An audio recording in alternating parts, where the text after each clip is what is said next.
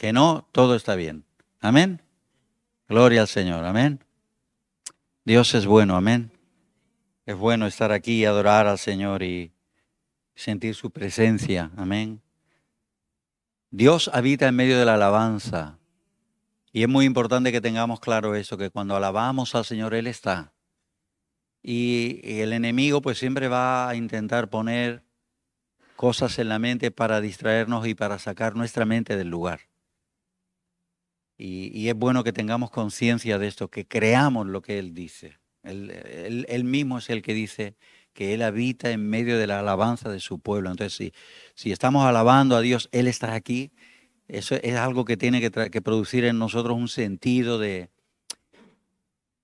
bueno, pues, no solamente de reverencia o de respeto, pero también un sentido de honorabilidad, porque Él nos ha concedido una forma de poder, ¿verdad?, habitar en su presencia. Hay muchas, ¿no? Pero esta es una de ellas. Y le damos gloria a Dios por uno de los mecanismos que Él nos ha dado para poder tener contacto, tener comunión con Él. Es uno de los mecanismos, la alabanza, la adoración. Y hoy vamos a hablar de la unción, mezclado con la palabra oración, porque está vinculada. La oración y la unción están vinculadas. En el pacto en el que vivimos, en el antiguo pacto, la unción era algo que el sacerdote, ¿verdad?, pues ungía al rey, o el profeta ungía al rey con aceite, hacía una oración, pero no tenía que ver con la comunión, con la intimidad con Dios. Tenía que ver con un acto, era un acto litúrgico. Él cogía el cuerno y ungía con aceite, pero la unción de la que el Nuevo Testamento nos habla, la unción del Espíritu Santo, es la manifestación del poder de Dios, es la manifestación del respaldo de Dios. Y es importante que nosotros conozcamos sobre lo que es en realidad la unción y que anhelemos la unción, que la deseemos. Yo no me conformo en cómo soy y en cómo estoy. Y le digo las dos palabras, ni en cómo soy ni en cómo estoy. Tengo identidad, sé quién soy, pero no me conformo con el que ahora mismo soy, porque sé que Él tiene mucho más para mí. No me conformo en cómo estoy, porque sé que Él tiene mucho más para mí. Entonces, es importante que nosotros entremos en la comprensión de cómo funciona el reino. Y Jesús explicó cómo funciona el reino. Cuando habla de la parábola del sembrador y cuando habla de la parábola de la siembra, dice que se siembra el grano y luego sale la hierba y luego crece el tallo y luego sale la espiga y luego madura. O sea, habla de un crecimiento. Y en la parábola del sembrador en todo momento también la cuestión es llegar al crecimiento, a la madurez y a dar fruto. Entonces, hay gente que se conforma y hay un momento en el que se paraliza en su crecimiento. Y cuando nos paralizamos en el crecimiento, también estamos limitando aquella imagen que estamos dando. Queremos dar una imagen de Dios, pero si yo he llegado, vamos a decir, a un 5, y pues voy a dar solo hasta un 5. Pero si continúo en un crecimiento y llego a un 8 y llego a un 10 y crezco en sabiduría, en conocimiento, en unción, en poder, entonces voy a dar una imagen más correcta de quién es Él. Nosotros estamos siempre, vamos a decirlo así de alguna manera, al habitar en un cuerpo carnal, hay una palabra que el diablo siempre intenta meter. Es la palabra distracción, es la palabra descanso, es la palabra relax. Siempre está metiendo estas palabras para pararnos. Pero dense cuenta de una cosa.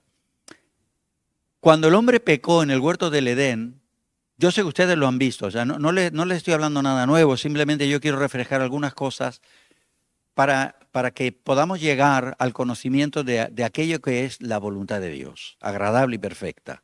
Amén.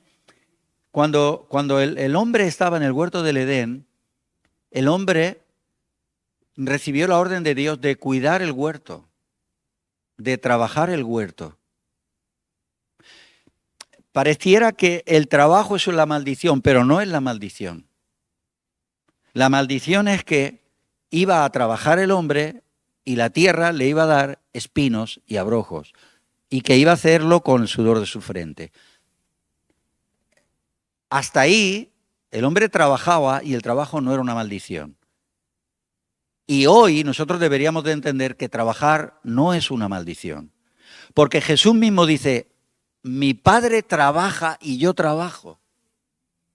Entonces, el cuerpo, la carne, el ser humano está buscando la jubilación, está buscando el descansar, está buscando el no trabajar, está buscando el pararse.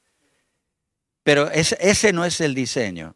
El diseño es como el de, vamos a decirlo así, cuando Dios nos ministra, como dice en Isaías, dice, mas los que confían en Jehová tendrán nuevas fuerzas, se renovarán.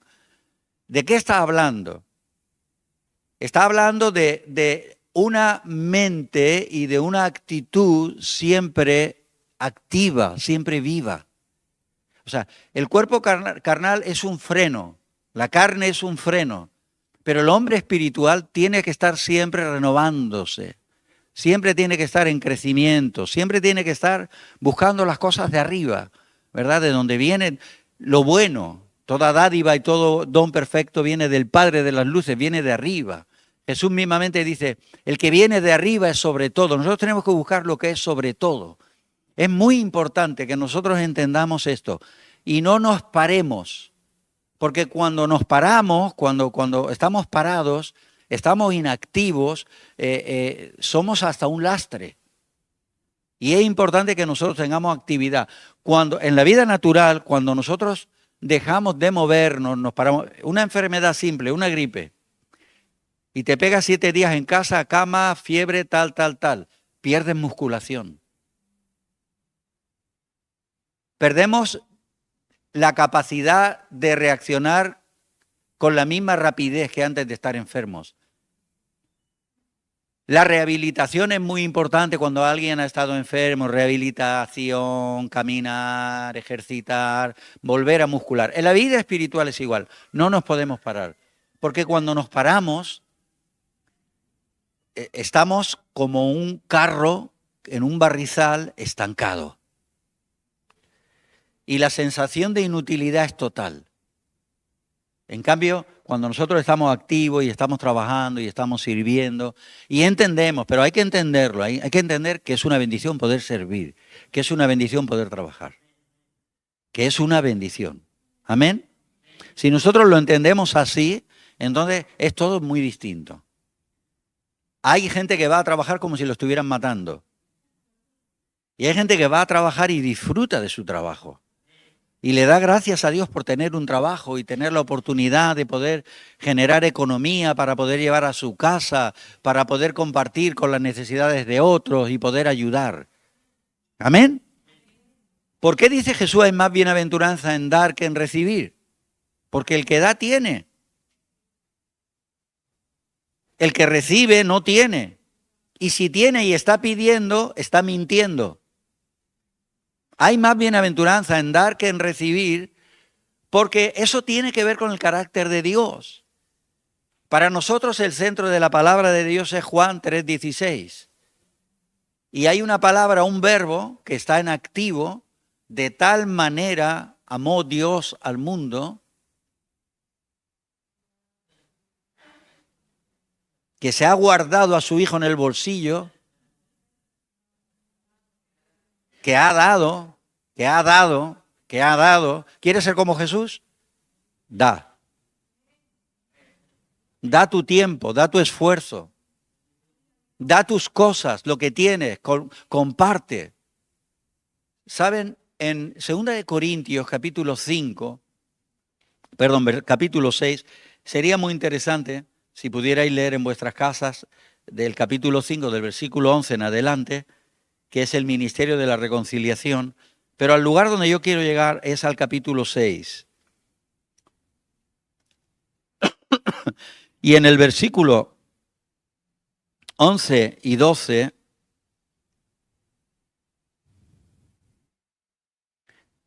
Dice así: nuestra boca se ha abierto a vosotros, oh Corintios. Nuestro corazón se ha ensanchado. Se ha ensanchado. ¿Sí?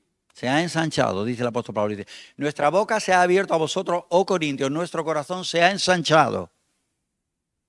Hemos tenido hacia vosotros un corazón dadivoso, generoso, nos hemos entregado.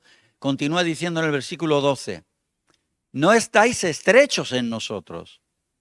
O sea, vuestra necesidad no es porque no os amemos. Si sois estrechos, es en vuestro propio corazón que lo tenéis estrecho, que estáis encogidos. Todos recordamos que en Primera de Corintios se nos enseña y se habla de los dones del Espíritu de una forma que en ninguna otra epístola se habla. Era una gente que había conquistado, vamos a decirlo así, ¿verdad? Los dones, había alcanzado todos los dones. Y en cuanto al tema de los ministerios, a los corintios se les explica, ¿verdad?, sobre los ministerios del Espíritu. O sea, era gente que había conocido el mover del Espíritu y había entrado en la dimensión de la profundidad, de buscar, de encontrar, de conquistar, pero había una carnalidad terrible en ellos. En ellos se daba la carnalidad mayor que en ningún sitio de la Escritura se puede ver. Los corintios eran divisionarios, eran discutidores, eran lascivos, eran idólatras, eran terribles, se juzgaban, se condenaban. No habían discernido cómo el enemigo trabaja susurrando y trayendo mensajes mentirosos a la mente. Y entraban en competición. No, yo soy de Pablo, no, yo soy de Apolo, yo soy de aquello. A mí me gusta más aquel predicador, a mí me gusta más el otro. Y la verdad es que, como dice Pablo ahí, ¿verdad? En el capítulo 3, dice, ¿y quién es Pablo? ¿Y quién es Apolo? ¿Acaso no somos servidores, colaboradores los unos de los otros? No habemos dos ministerios iguales, dos que seamos iguales, no lo sabemos. No hay. Tú puedes buscar incluso entre los propios siervos de Dios que hacen un trabajo de discipulado y que discipulan a gente. Puedes ver características cuando está predicando un discípulo y dice, este es discípulo de, pero no es igual. No es igual. Yo he escuchado tantos hombres de Dios y he escuchado a sus discípulos y no son iguales. Yo escuchaba a Joel Osteen y yo alucinaba y flipaba escuchando a este hombre de Dios. Luego heredó vamos a decirlo así de alguna manera, ¿no? O tomó el báculo, el relevo, el testigo, ¿no?, del ministerio del Padre y el Hijo. No tiene nada que ver. El Padre era un hombre del Espíritu, el Hijo es un psicólogo. No tiene nada que ver. El Padre era un hombre de discernimiento, era un hombre espiritual, era un hombre honesto, era un hombre muy honrado. El Hijo es otra historia, es psicología. Tú llegas y el mensaje siempre es un mensaje placentero, es un mensaje siempre agradable, bien sonante, estimulante. Siempre es un mensaje, vamos a decirlo así, positivo. ¿Y qué ocurre? Que muchas veces la gente no encuentra la solución a sus problemas, la puerta, con ese tipo de mensaje. Porque a veces hay que usar, como ayer nos compartía el apóstol John, nos compartía, a veces hay que extirpar, porque las moscas entran en el oído de las ovejas. Y no podemos dejar de olvidar que Belcebú, el diablo, es el príncipe de las moscas. Y cuando se mete la mosca en la oreja de la oveja, pone su huevecito. Y luego del huevecito sale la larva. Y la larva llega al cerebro. Y la oveja se vuelve loca, distorsiona. Tiene doble personalidad. No sabe a dónde va, se desorienta. Y el pastor tiene que matarla. Porque es dañino. ¿Qué quiero decir con esto? Que hay necesidad de todos los ministerios. Y aquí a los corintios él está corrigiéndolos y está exhortándolos y está llamándolos a la solución, al cambio, a la mejora. El siguiente versículo que dice ahí, o sea, estamos en el versículo 12, dice, si sois estrechos, pero si sois estrechos en vuestro propio corazón, dice, pues para corresponder del mismo modo como a hijos hablo, ensanchaos también vosotros. O sea, se puede salir de la estrechez, se puede salir del estancamiento, se puede salir de la parálisis espiritual, se puede salir de la tibieza. Es más, él está diciéndolo de esta manera, ¿no? En otro lugar dice, como si Dios, un poquito antes, ahí está diciendo, como si Dios rogase por medio de nosotros, os rogamos. Ya, abre los ojos, entiende, activa tu fe, puedes cambiar. No tienes por qué vivir ahí en ese nivel. No tenemos el por qué. La palabra de Dios nos enseña continuamente, ¿verdad?, que el diseño de Dios es un diseño de amor, de gracia, pero es un diseño poderoso. Y cuando nosotros entendemos que el diseño de Dios es un diseño poderoso, no es un diseño poderoso para, no sé, desde la visión carnal, de que soy fuerte, de que puedo ir al gimnasio y hago sentadillas de no sé cuántos kilos, de que, hermano, no se refiere a eso. Ni se refiere tampoco, cuando habla de los atletas en la palabra de Dios, no se refiere a que nos apuntemos a la próxima maratón y que nos entrenemos para ello. Si alguien tiene vocación de atleta y quiere hacerlo, pues que lo haga. Pero no está hablando de eso, está hablando de la carrera cristiana, de la vida cristiana. Está hablando de algo que es realmente espiritual. Entonces, cuando habla de la fuerza, habla de, porque nuestras armas son poderosas para la destrucción de... Pero escúcheme. Primero vamos a quitar la viga de nuestro ojo para luego quitar la paja del ajeno. Porque ¿sabe qué pasa? Que como nuestros ojos miran hacia afuera, tenemos tendencia a ver solo los defectos, las dificultades, los problemas, las debilidades de los demás. Y las fortalezas primeras que yo tengo que derribar son las mías.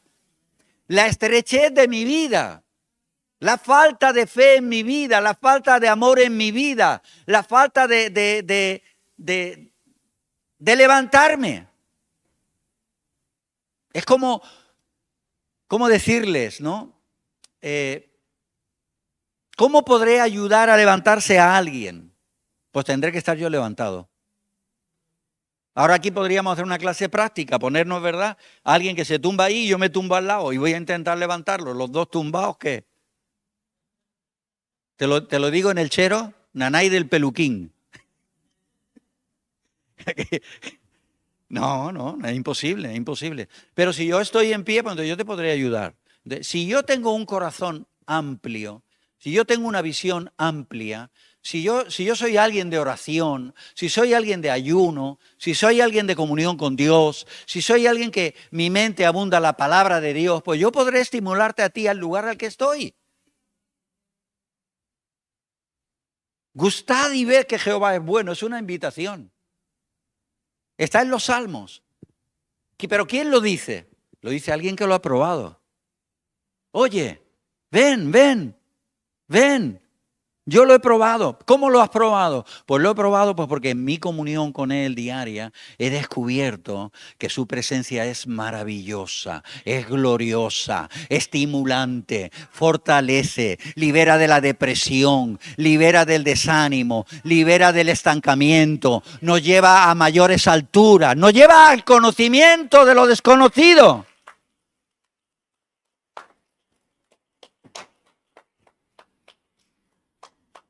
En el Evangelio de Lucas, en el capítulo 4, quedaros con esta frase, ensanchaos también vosotros. Repite conmigo, ensanchémonos. Amén. En el Evangelio de Lucas, capítulo 4,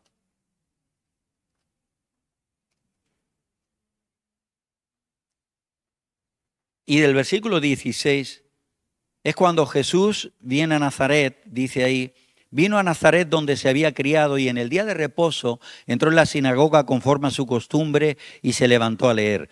Nosotros no tenemos normalmente esa costumbre, pero es una costumbre buena. Eso de que cuando se lee la palabra todo el mundo se pone de pie. Es una buena costumbre, porque es un honor al Dios de la palabra, es un honor a Cristo que Él es la palabra, es una honra que se le da. Amén. Pues ¿por qué no nos ponemos en pie?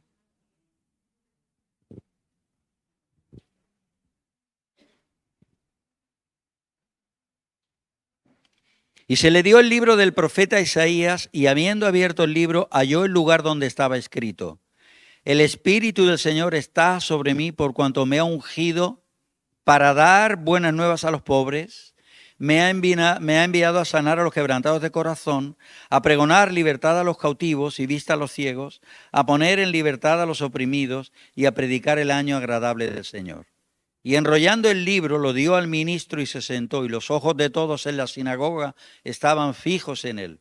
Y comenzó a decirles: hoy se ha cumplido esta escritura delante de vosotros. O sea, él era el cumplimiento de esta escritura. Podemos tomar asiento, gracias. Nos damos cuenta como la unción del antiguo pacto es tan distinta de la unción de la cual aquí se habla. El profeta Isaías habló que el Espíritu del Señor haría una obra, no el aceite, que era el aceite de la unción, que era de olivas machacadas y era un aceite expresamente con un formato, unos ingredientes, para ponerlo sobre la cabeza de Aarón y de los hijos de Aarón, de todos los sacerdotes, y para ungir todos los utensilios del tabernáculo y todo lo que... Y para ungir a los reyes. Cuando llegó Samuel a la casa de Isaí y comenzó a decirle: pasen tus hijos, vengan tus hijos, y pasa el mayor de los hijos, y él lo mira y dice: este será. Y el Señor le dice: no, este no es. Porque Dios no ve lo que ve el hombre. Y siguen pasando y al final ya no le quedaban. Y dice: ¿no te quedan más hijos? Aquí falta algo, aquí falta alguien. Faltaba el que había sido relegado, el que había sido despreciado, que era el más pequeño y que era el que estaba cuidando las ovejas. Y tengo otro que se llama David, pero que es muy joven. Pues trae lo que es ese. La actitud de David era una actitud de conquista, era una actitud de trabajar, era una actitud de avance, no era una actitud pasiva para nada. O sea, y esa actitud, nosotros cuando leemos al rey David, mucha gente se queda con el hecho de que es que David cayó en adulterio. Pues mira, yo no quiero ser el David que cayó en adulterio. Yo quiero ser el David que aprendió la lección,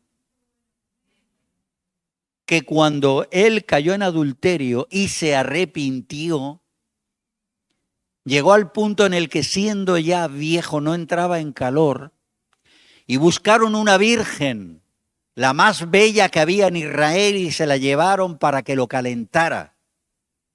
Y dormía en la cama con él. Y un hombre es hombre mientras vive.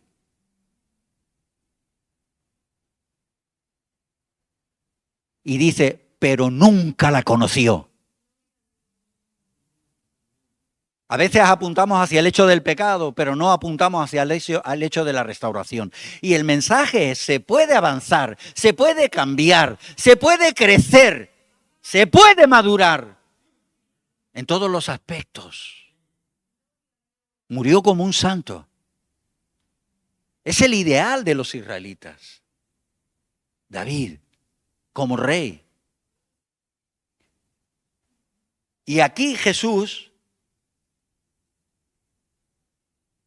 habla de una unción que podríamos clasificarla como una unción, vamos a decirlo así, por etapas, o una unción zonal. Cuando dice: el Espíritu del Señor está sobre mí por cuanto me ha ungido para... dar buenas a los pobres. Diga usted, número uno. Hay gente que se queda en eso solo. Solo evangeliza. Solo evangeliza. Habla de Cristo, le da gloria a Dios, le da gloria a Cristo, lo exalta. Solo evangeliza. Dar buenas nuevas a los pobres. Para sanar a los quebrantados de corazón. Me ha enviado a sanar. Una cosa es un adjetivo y otra cosa es un verbo. Y sanar es un verbo. Sanar, reír, cantar, llorar, son verbos. Eso es acción. Me ha enviado a hacerlo. A sanar a los quebrantados de corazón. Punto número 2. Es otra unción. Hay gente que profundiza en el ministerio de la sanidad emocional. Busca cómo ser útil a la gente, cómo ayudarles, les escuchan, le toman tiempo y los ayudan para que sean sanados en sus heridas en el corazón. No está hablando de una enfermedad física, está hablando de enfermedades emocionales, diga usted, enfermedades emocionales. Es un segundo paso, pero luego viene otro paso, dice, pregonar libertad a los cautivos es un anuncio, es un pregón, pero nos puede ocurrir como ocurrió con Lázaro. En el Evangelio de Juan habla que Lázaro murió y estaba ya 4 días muerto. Y entonces llega Jesús y les dice, quitad la piedra. Ellos quitan la piedra. Manda la voz y dice, Lázaro, sal fuera. Y el que estaba muerto volvió a la vida y salió. ¿Pero cómo salió?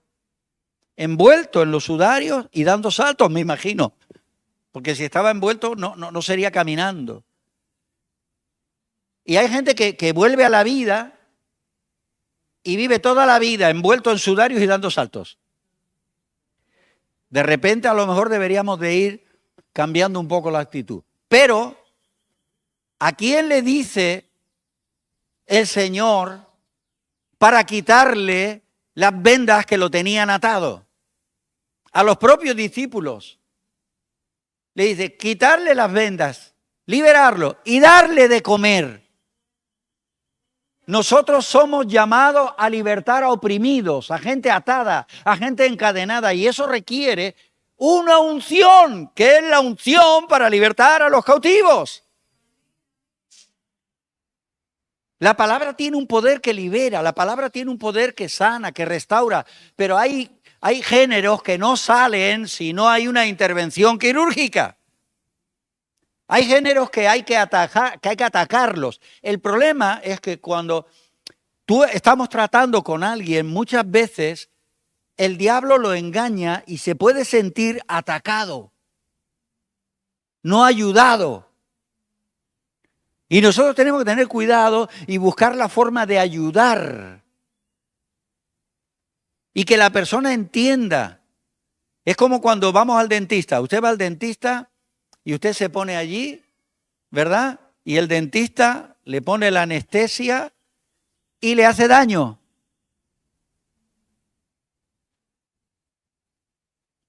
El que quiere servir, el que quiere trabajar en la obra de Dios, muchas veces cuando va a extirpar un mal, va a hacer daño. Pero hay diferencia entre que yo te hago daño para sanarte, entiendan esto, cuando hace la extracción, cuando está quitando las caries o cuando hace un implante.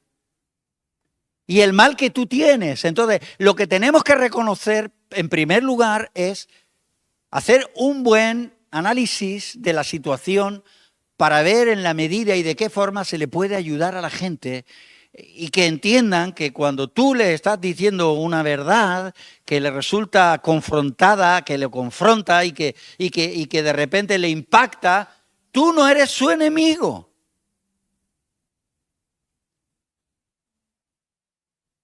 ¿Cómo lo harás? ¿Cómo lo haremos? ¿O no lo haremos? Simplemente para no tener enemigos nos vamos a quedar, vamos a dejar la gente ahí atada.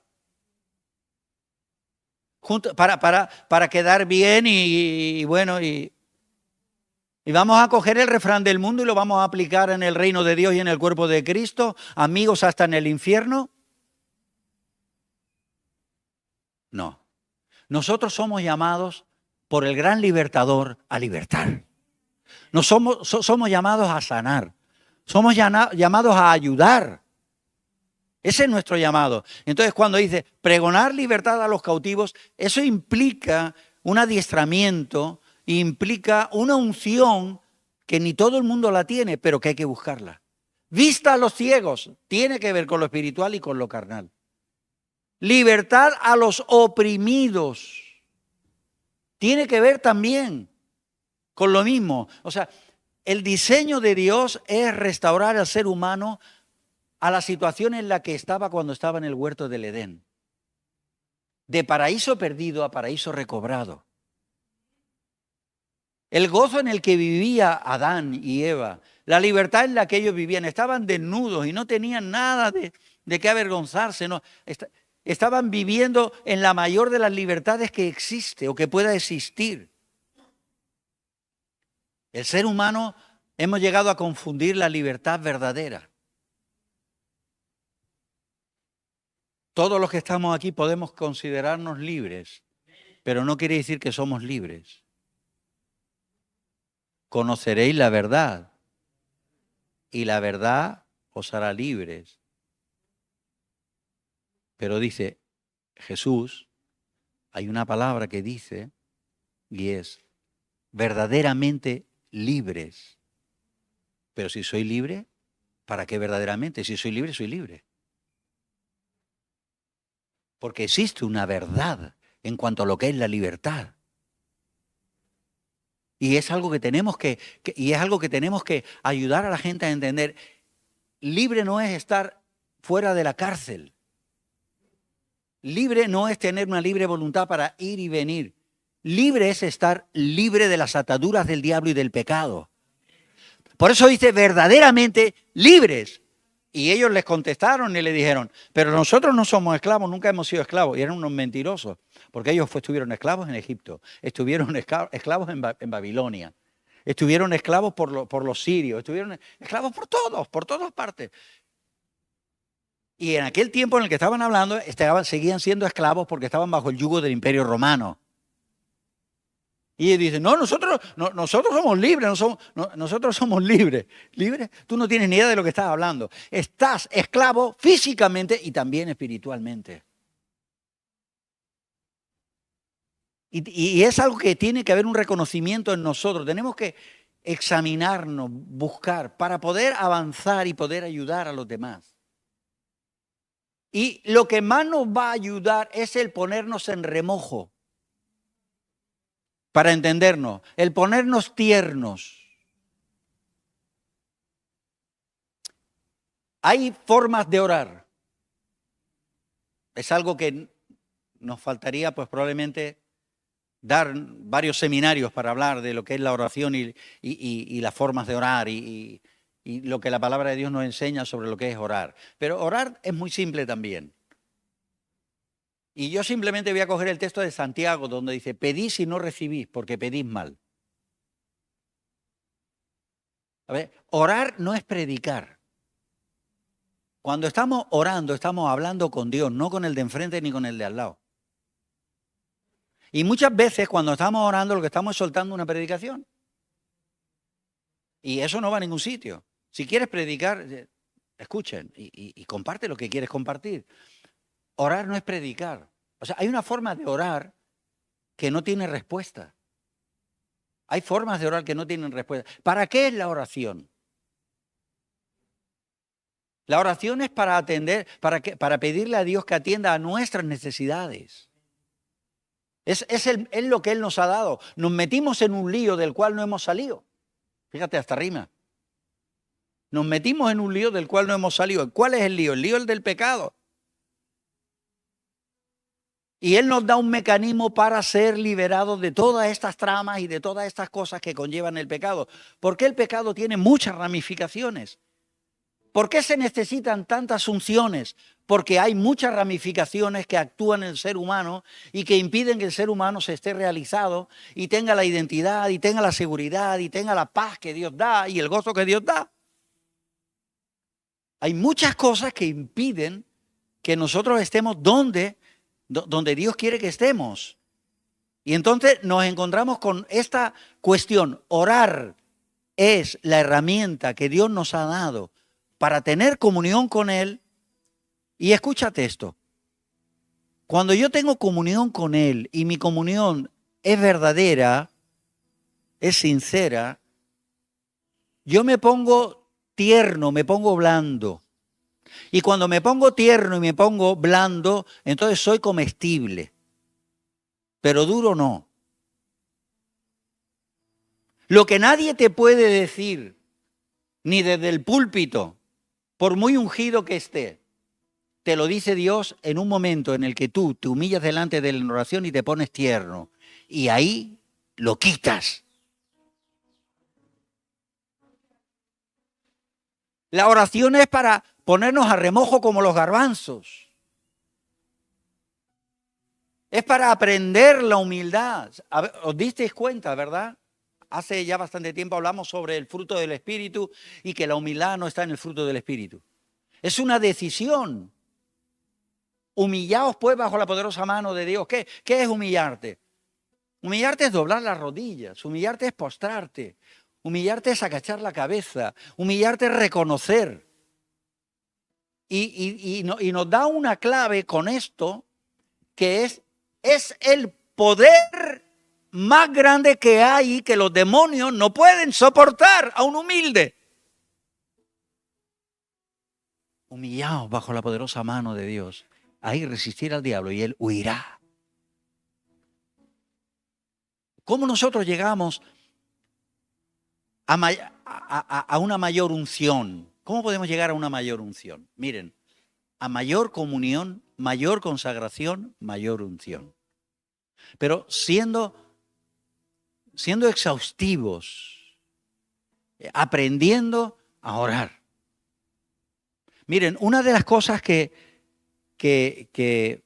es un subterfugio, es algo que el diablo ha introducido de una forma sutil.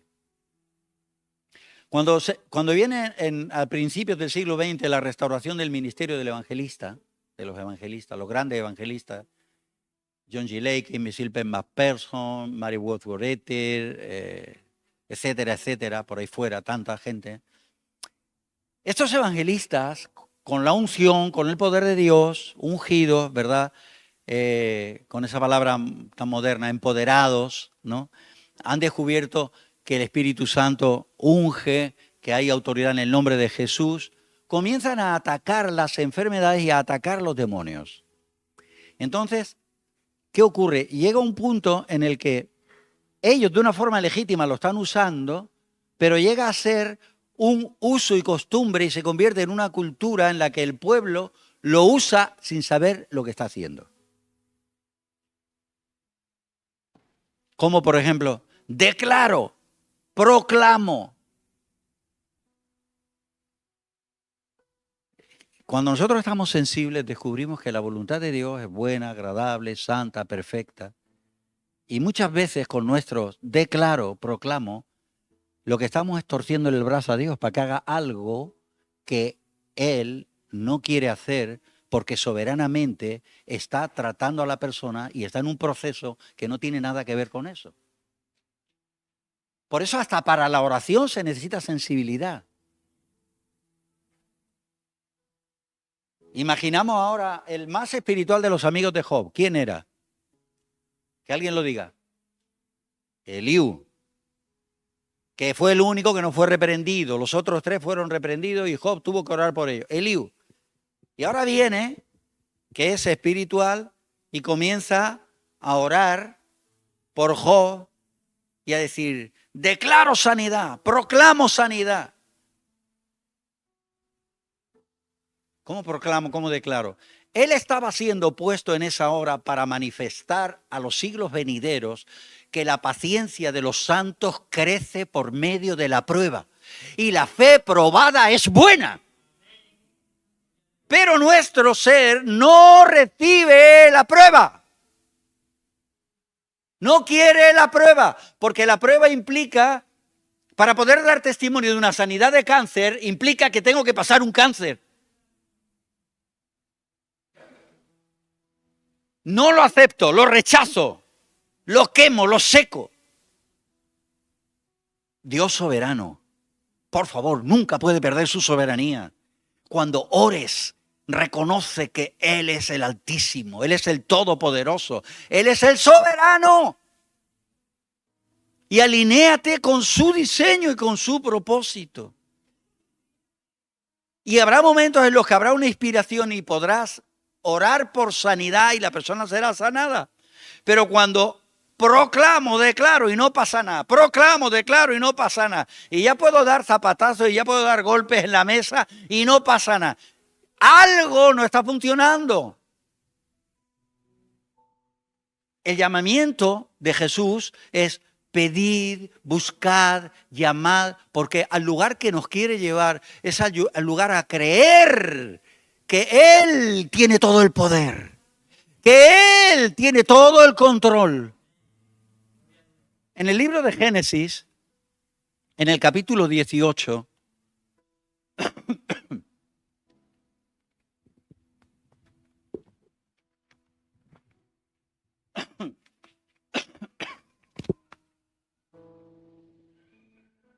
y en el versículo 14, Génesis 18, 14, dice, hay una pregunta, la pregunta es esa, ¿hay para Dios alguna cosa difícil?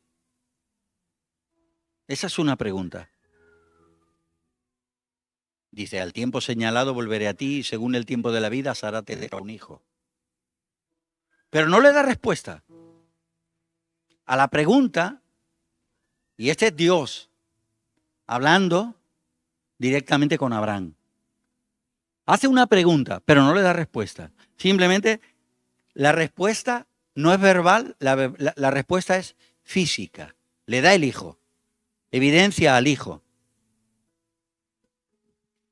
En el Evangelio de Lucas, en el capítulo, muchas gracias.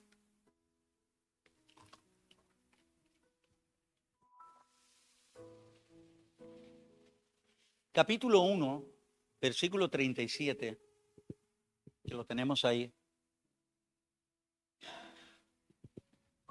Dios se toma su tiempo. Lucas 1:37 dice, porque nada hay imposible para Dios. Era un caso de esterilidad. ¿Recuerdan esta respuesta a quién es? ¿Lo recordáis? Elizabeth era estéril. Zacarías y Elizabeth eran viejos.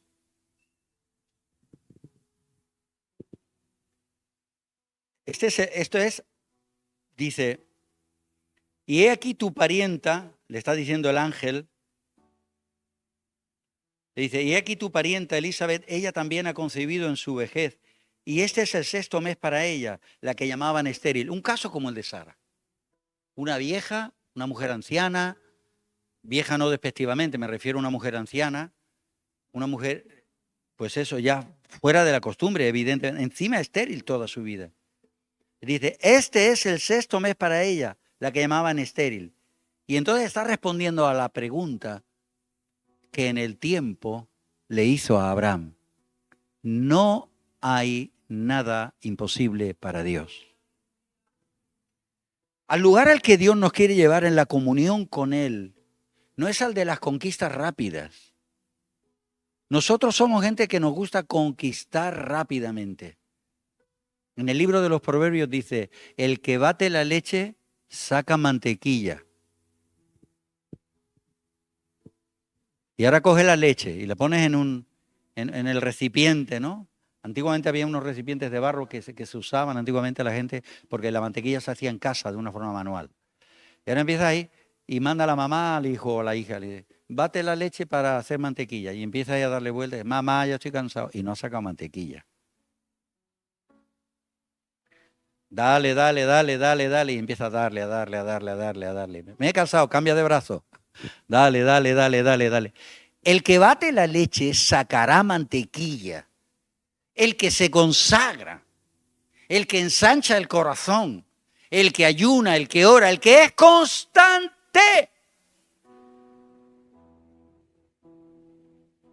La necesidad de la constancia para llegar a obtener el fruto.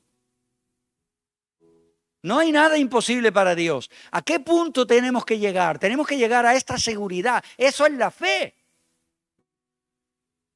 ¿Saben que como cristianos tenemos la armadura para la guerra espiritual y uno de los utensilios es el escudo? Los que están siguiendo el estudio de la búsqueda final saben que había un problema entre los ejércitos del Señor y está hablando de este tiempo. Yo lo creo, está hablando de este tiempo. ¿Cuál era el problema? Tenían escudo, pero el escudo era pequeñico. Se habían conformado con un escudico. Soy salvo y ya está. Miren, tenemos que crecer y tenemos que hacer nuestro escudo grande. El escudo de la fe es un escudo que tiene que ser grande. Nuestra fe no puede ser una fe ridícula, una fe paupérrima. No puede ser así, no puede ser. Es que ni a nosotros nos gusta. Cuando vamos a un bar y nos ponen una tapa ahí, 2 aceitunas y 2 almendras, dice, ¿esto qué es?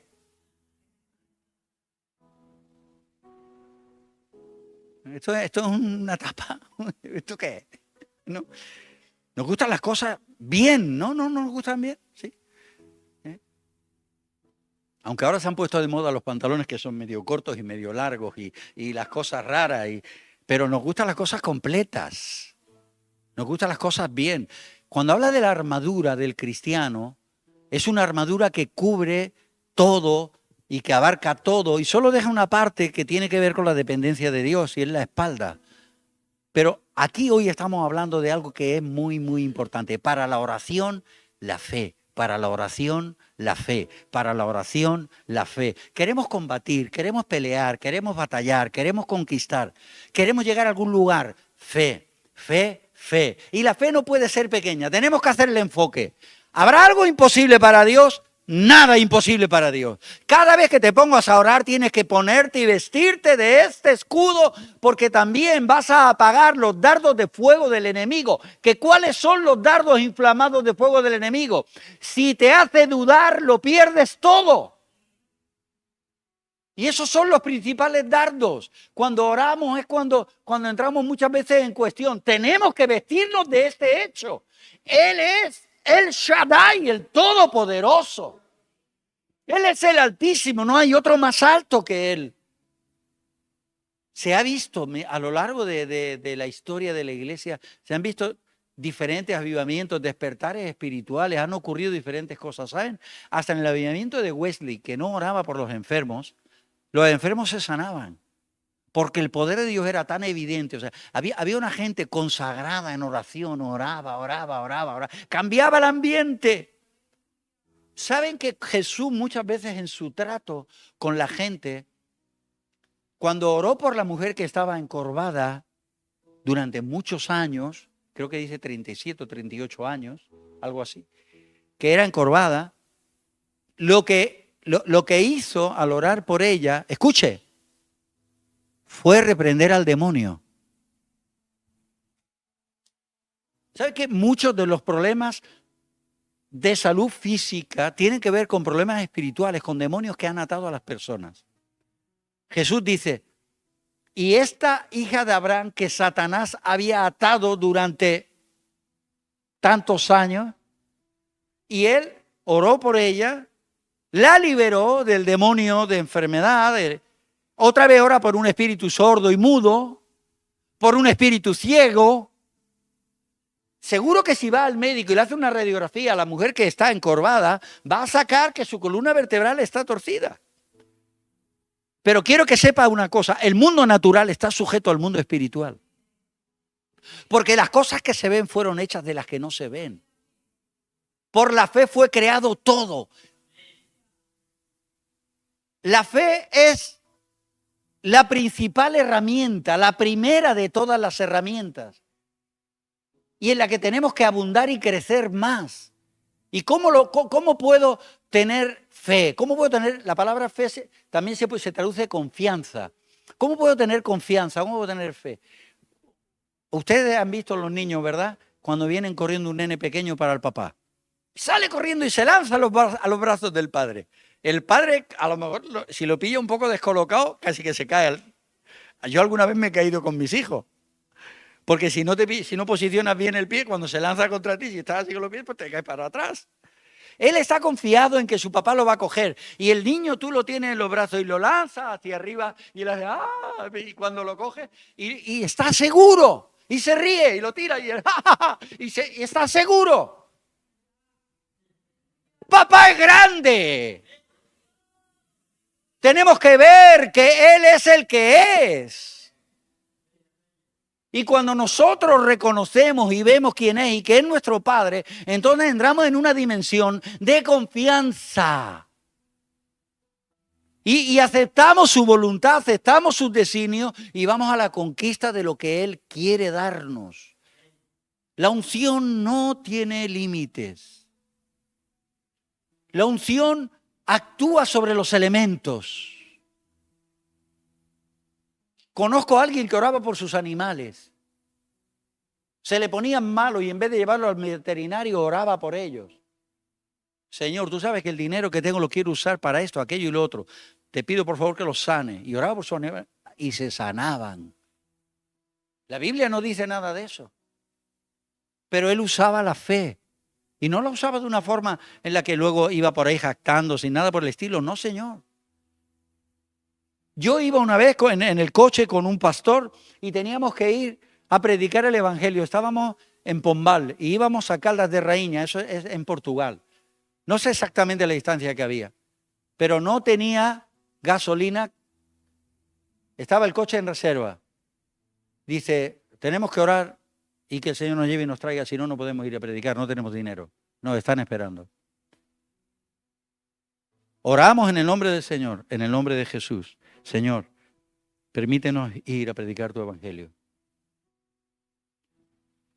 Llévanos y tráenos.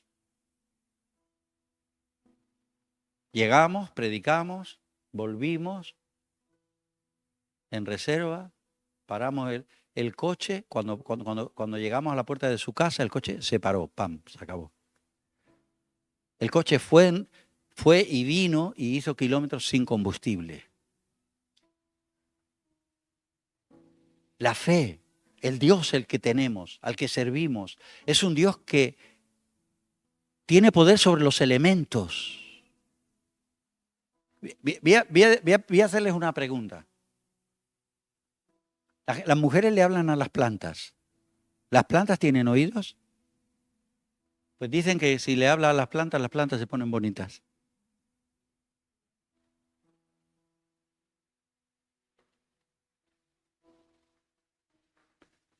¿Los peces tienen pulmones? Tienen branquias. ¿Y cómo pueden respirar por branquias si nosotros respiramos por pulmones? ¿Saben? William Caldwell oró por un hombre. Había estado en la Segunda Guerra Mundial. Explotó una bomba, le reventó el tímpano. Un oído le quedó medio y el otro, en el hospital, tuvieron que vaciarlo. Le vaciaron el oído porque estaba todo reventado ahí, se quedó ahí un agujero. Y oía muy poquito por el otro. Oró por el sordo. Y el sordo dijo, estoy oyendo.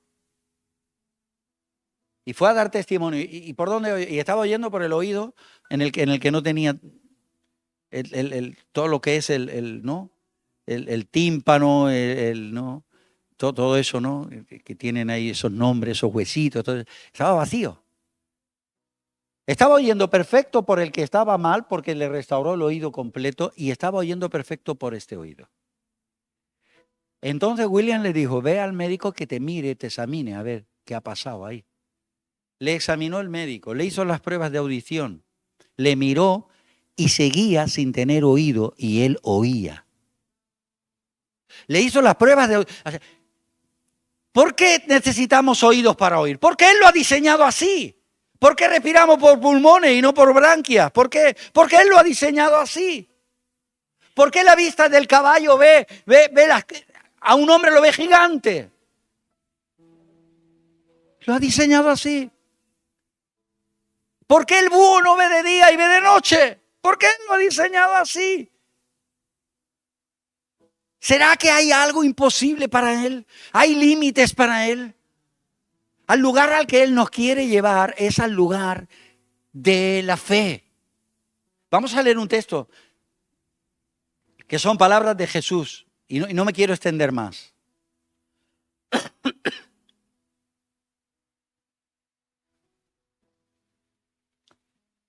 Marcos capítulo 11.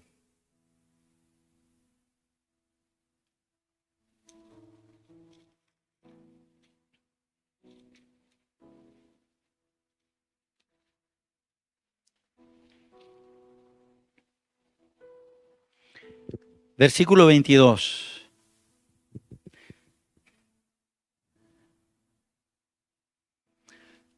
Acaban de ver la higuera que se ha secado.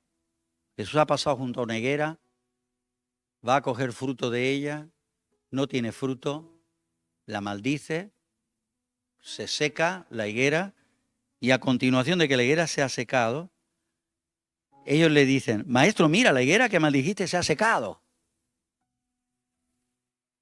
Respondiendo Jesús les dijo, tened fe en Dios.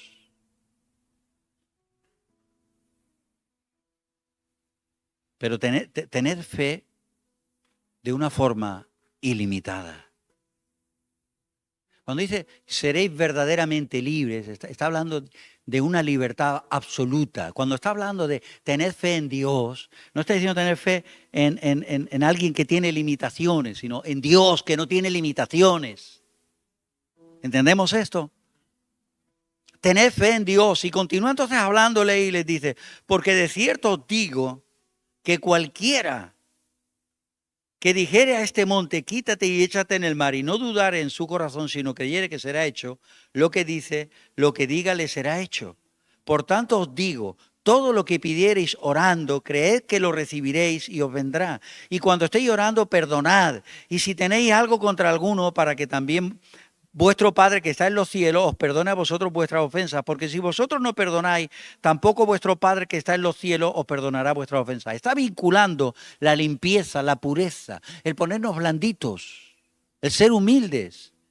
A veces oramos con una arrogancia que no nos aguantamos ni nosotros.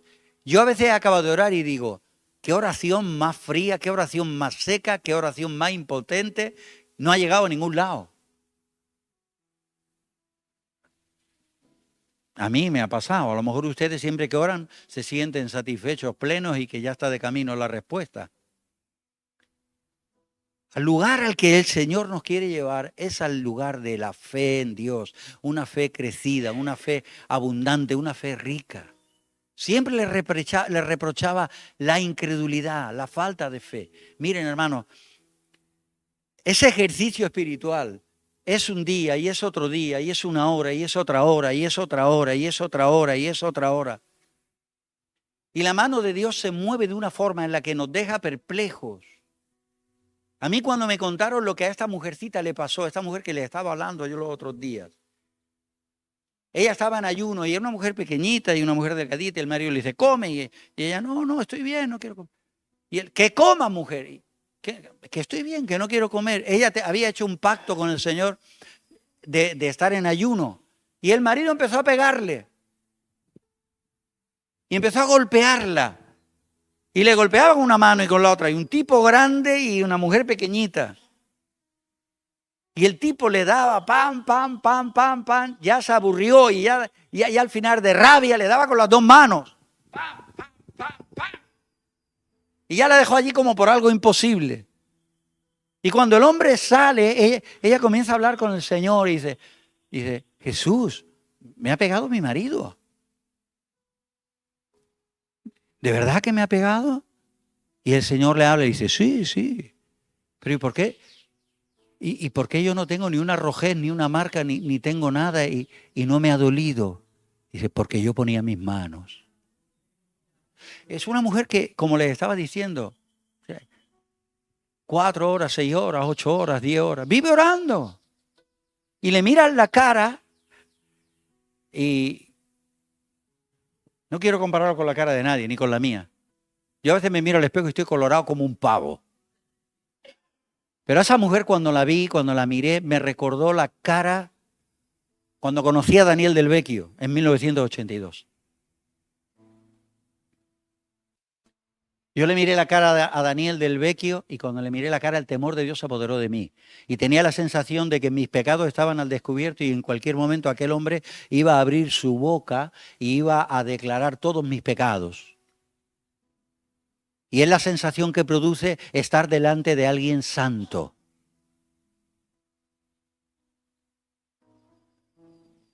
Cuando yo vi allí Ávila y lo vi de lejos, su cara, y además hay fotos, muchas fotos de él, era como una cara de porcelana, como si fuera de cera.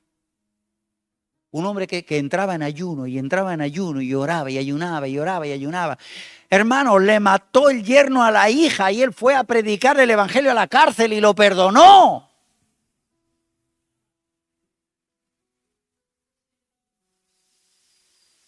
Estamos hablando de que el corazón hay que ensancharlo, que tenemos que crecer, que tenemos que profundizar, que tenemos que creer, que no podemos limitar. No hay límites. Los límites los ponemos nosotros. Es la consagración. Lo que ocurre es que muchas veces nos paramos, nos cansamos. Pues retoma fuerzas de nuevo. Y vuelve de nuevo al ataque. Y vuelve de nuevo a la consagración. Mira, había un monasterio, si tenéis oportunidad de buscar sobre el hermano Lorenzo, había un monasterio en el que este hombre estaba y él no era un monje. Su consagración, su vida de comunión con Dios era tal que los monjes, todos los monjes querían ser como él y él no era monje.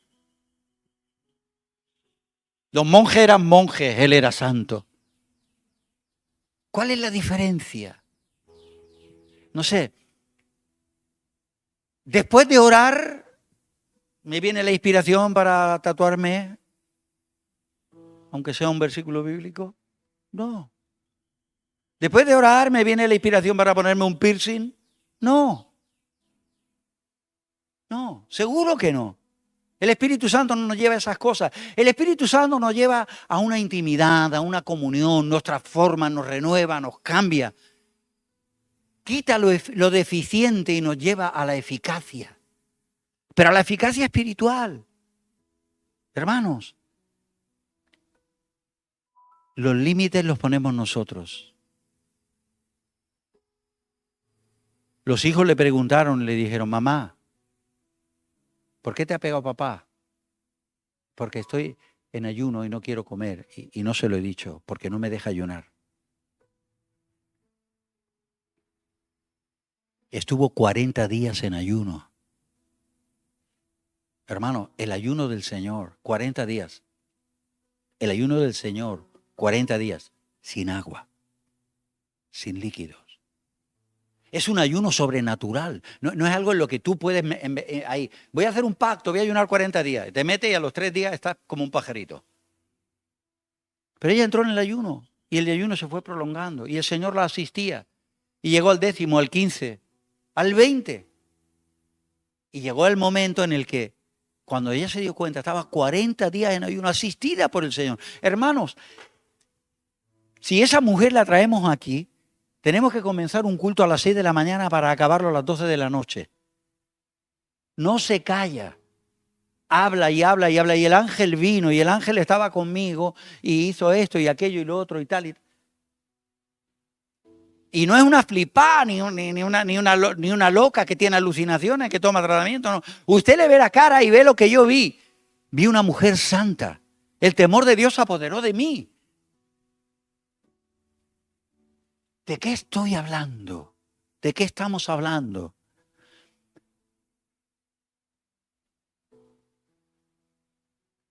hay una unción que no tiene límites. La unción de Elías era una unción de 7 milagros. Y cuando Eliseo le pidió, ¿qué quieres que te dé? Antes que me vaya, pídeme, dijo, una doble porción de tu espíritu. Él lo que le pidió fue la parte que se le da en herencia a los primogénitos. A los primogénitos se le da una doble porción de herencia. El primogénito tenía el doble que todos los demás de los hermanos. Y él estaba pidiendo una doble porción y estaba reconociendo dos cosas. Una, su discipulado y su paternidad. Cuando Elías fue arrebatado, el grito de Eliseo fue, ¡Padre mío, Padre mío!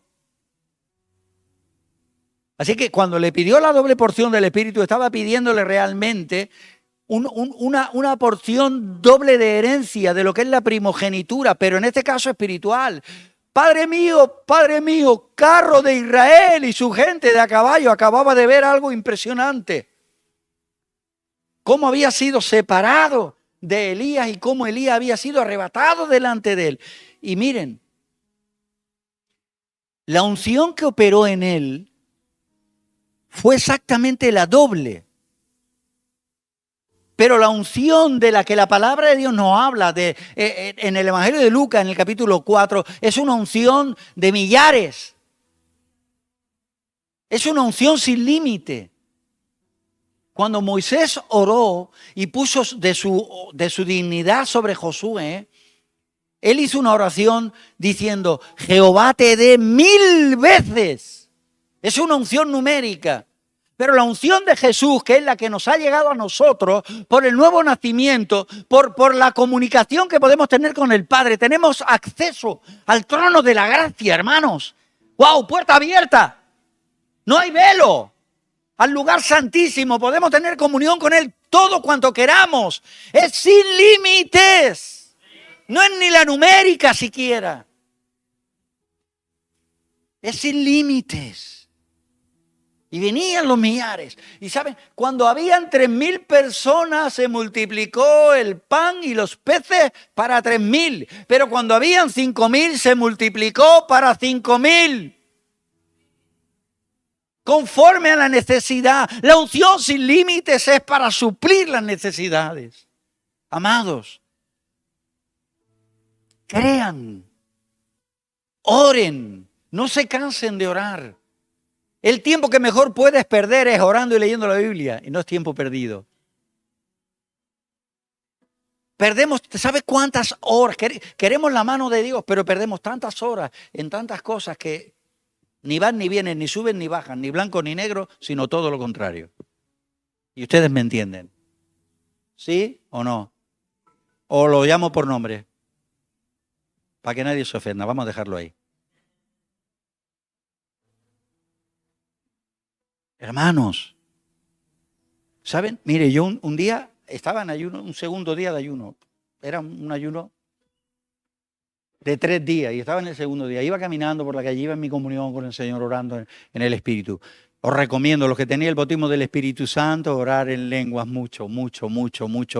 Y los que no lo tenéis, pedirlo. Porque la promesa es para vosotros. La promesa es para todos. La promesa es para todos. Y me encuentro con un hombre, y cuando me encuentro con el hombre me da la mano. Hola, Silvestre, amigo, me da la mano. Y cuando me da la mano, fue como si el Señor en ese momento pusiera rayos X. Y vi el estado en el que él estaba. Físico. Wow, tienes problemas en los pulmones. Ay, sí. No me dijo, ¿y quién te lo ha dicho? Y también está sufriendo del corazón. O sea, pero es que fue así, darle la mano y fue, ¡pam! ¿Saben lo que es?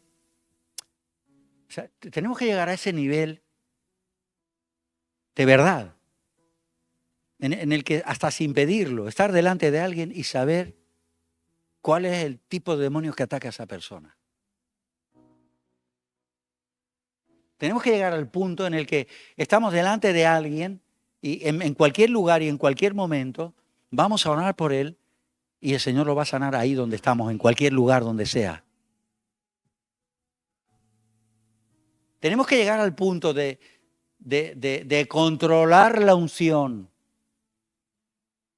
Porque yo recuerdo darle un abrazo a un hombre y caer al suelo en la calle,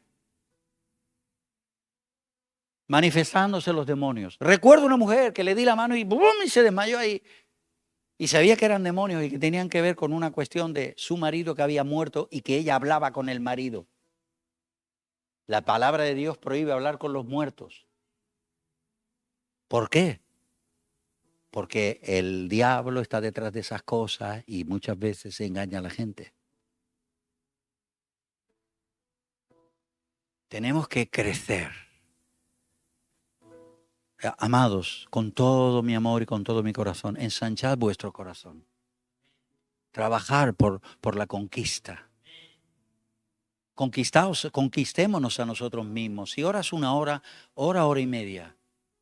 Ponte una disciplina. La gente se apunta al gimnasio porque si no se apunta al gimnasio no hace deporte. Si no paga, no hace deporte. Y como paga, va al gimnasio y es capaz de perder no sé cuántas horas y no sé cuánto tiempo y ir allá y tal y no sé cuánto, no sé qué, para una condición física que al final no nos vale para nada. Hay montones de gente que tiene de todo y son muy pobres cristianamente hablando porque no tienen en la cuenta bancaria celestial nada. Y el Señor nos enseña eso, ser ricos, hacer tesoros en el cielo. Hermanos, trabajemos para ello. Pongámonos metas. Oro media hora, pues hora y media. No estoy diciéndote que te pares de tu trabajo y te pongas de rodillas ahí, no. Tú trabaja, pero estate en comunión con Dios. Aprende a orar caminando y a caminar orando. Va al gimnasio, pero aprende a orar estando en la máquina. Porque el Señor te va a ayudar y no vas a ver la tipa que está allí haciendo así y sus glúteos hacen blan, blan, blan, blan. Y tú vas a estar en comunión con Dios y lo que va a ver allí van a ser los ángeles y no blan, blan, blan, blan. Porque mucha gente va al gimnasio a ver y otros van a que los vean. ¿Quieres hacer deporte? No te quito tu idea de que hagas deporte y que tengas un cuerpo sano. Eso no te da mente sana. La palabra de Dios dice que cuerpo sano no es mente sana. Si tienes la mente de Cristo, tienes la mente sana. Cuerpo es sano, mente sana, no es verdad. Porque ya estáis viendo, ¿no? O sea, no hace falta ver mucho. Las crónicas rosas por ahí. El deportista no sé qué, que viola no sé cuánta, la otra no sé qué, que no sé qué, que le quitó a la mujer el otro al otro, no sé qué. Mentes corruptas. Grandes deportistas, atletas de élite que ganan millones y millones y millones, pero las mentes, o sea, no son el modelo es Cristo. O sea, aprendamos eso, ensanchemos el corazón. Ensanchemos, crezcamos en la gracia, crezcamos en el conocimiento de Dios, crezcamos en la comunión con Dios. Eso nos va a dar habilidad. Amén. Lo que necesitamos. Curva tu cabeza, por favor. Cierra tus ojos.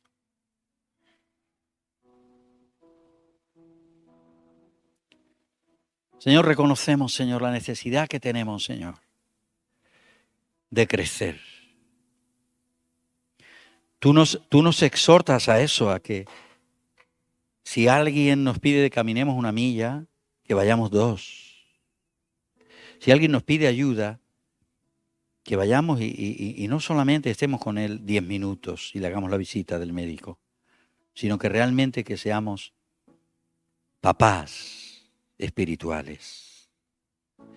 Que realmente seamos gente que tiene amor por lo que hace, que vive lo que hace, que se vuelca en lo que hace. Amado Salvador, estamos tan necesitados de aprender, de mirarte siempre, de mirarte cada día, de ver cómo tú lo hacías para hacerlo a tu manera. En esta mañana humildemente te decimos, Señor, queremos ensanchar el corazón. Danos celo, danos pasión, danos hambre. Ayúdanos a ser disciplinados en lo tuyo. Señor, que no haya nada que nos pare, que no haya nada que nos frene. Enséñanos a orar. Enséñanos a orar, Señor, como tú orabas. Orabas de tal manera que las cosas cambiaban. Nosotros a veces oramos y no pasa nada. Enséñanos a orar. Necesitamos estar en tu escuela de la oración. Necesitamos ser discípulos tuyos, Maestro. Enséñanos a orar, enséñanos a hacerlo. Ayúdanos a entrar en esos ayunos en los que tú nos sustentas. No te estamos pidiendo, Señor, esas metas de 30, 40 días, 50 días. No, te estamos pidiendo, ayúdanos a crecer. Ayúdanos a crecer. Que no nos quedemos solamente, Señor, en una hierbita. Es verdad que tenemos que morir, es verdad que luego viene la hierba, es verdad que luego viene el tallo, es verdad que luego viene la espiga. Queremos crecer de a poco, Señor, día a día, Señor, con constancia. Danos, Señor, ese espíritu, Señor, de conquista, que no se conforma con la situación, que no se conforma con el lugar. Señor, no me conformo, estoy delante de ti, no me conformo con el lugar en el que estoy. Quiero ir más allá. Quiero entrar más adentro, Señor. Hay aguas que llegan a los tobillos y refrescan, pero que no nos conformemos, Señor, con haber sido refrescados por ti. Señor, queremos, Señor, ir entrando en las aguas de tu presencia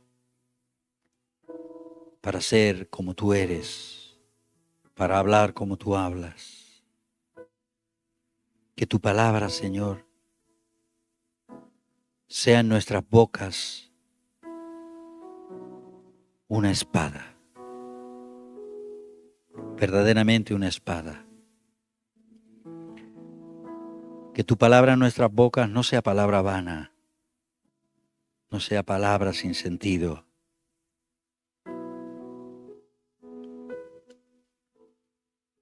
Queremos pasar, Señor, de bebés a niños, de niños a jóvenes, de jóvenes a adultos. Queremos crecer en ti. No queremos poner límites, Señor, a lo que tú puedes hacer a través de nosotros. Y ayúdanos a quitar los límites de nuestra propia mente, a derribar esas fortalezas personales. Ayúdanos a combatir la duda, la incredulidad, los dardos del enemigo. En esta mañana te miramos a ti. Yo te miro a ti y te digo, Señor, gracias, Señor, por ser tan grande, por ser como eres, porque haces que mi escudo crezca, que mi confianza en ti crezca. Señor, queremos crecer en fe, en confianza. Revélate continuamente, grande como eres, hermoso como eres, bello como eres, amoroso como eres, inmenso, ilimitado. Oh Dios, todo lo que te pedimos, Señor, es para el vivir diario. Queremos ser prácticos. No queremos ser grandes teólogos, pero queremos ser discípulos que ponen en práctica y que deshacen las obras del diablo y te llevan a ti la gloria. Haznos crecer, Señor, en las unciones. Sobre una unción pon otra, Dios. Aliméntanos, Señor. Aliméntanos, Señor. Aliméntanos, Señor. Aliméntanos, Señor. Con el poder de tu presencia, con el poder de tu Espíritu Santo. Sobre una unción pon otra. Sobre una unción pon otra, Señor. Señor, que no nos conformemos, Señor. Estamos agradecidos contigo, Señor, por habernos amado, por habernos rescatado de nuestra vana manera de vivir, por haber hecho, Señor, lo que has hecho. Tan grande,